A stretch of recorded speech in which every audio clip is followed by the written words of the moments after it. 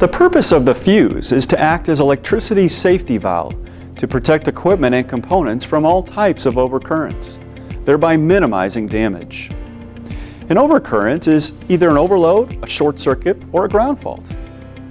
The overload current is an excessive current relative to normal operating current, but still confined to the normal circuit path provided by the conductors, components, and loads, whereas a short circuit or ground fault flows outside the normal circuit path. Overloads are most often between 135% and 6 times the normal current level. Persistent, non-temporary overloads can result from defective motors with worn bearings or too many loads on a single circuit, and must not be permitted to last long enough to damage electrical system components. This damage may eventually lead to more severe events if the overload is not interrupted.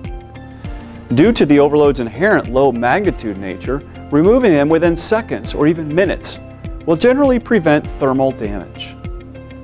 Short circuits differ from overloads as they can be hundreds to thousands of times greater than the normal operating current.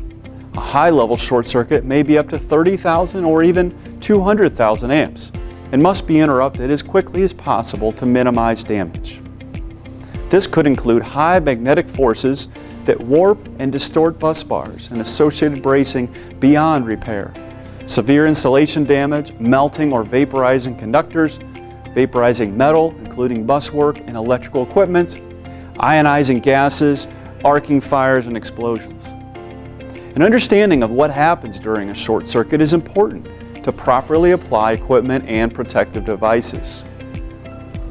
Here is a diagram representing a worst-case single-phase waveform for the first few cycles. This condition is characterized as a volted three-phase fault, where all phases are connected together. This results in the maximum thermal and mechanical stresses in the system. The short circuit current takes on an asymmetrical characteristic during these first few cycles until it becomes symmetrical. It is important to concentrate on what happens during the first half cycle after the initiation of the fault.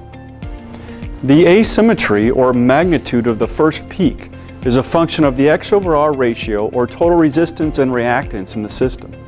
To calculate the worst case asymmetrical peak, assuming 50,000 amps RMS symmetrical, available at a 15% power factor or X/R ratio of 6.6, 50,000 amps would be multiplied by 2.3 to equal approximately 115,000 amps asymmetrical peak.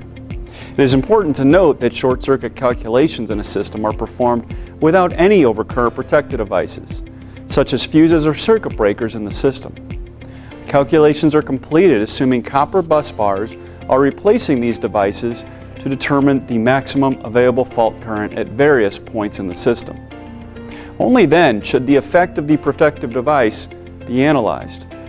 Calculations should be made at various points in the electrical system, including service entrance, panel boards, switchboards, motor control centers, disconnects, load centers, transfer switches, industrial control panels, and machines.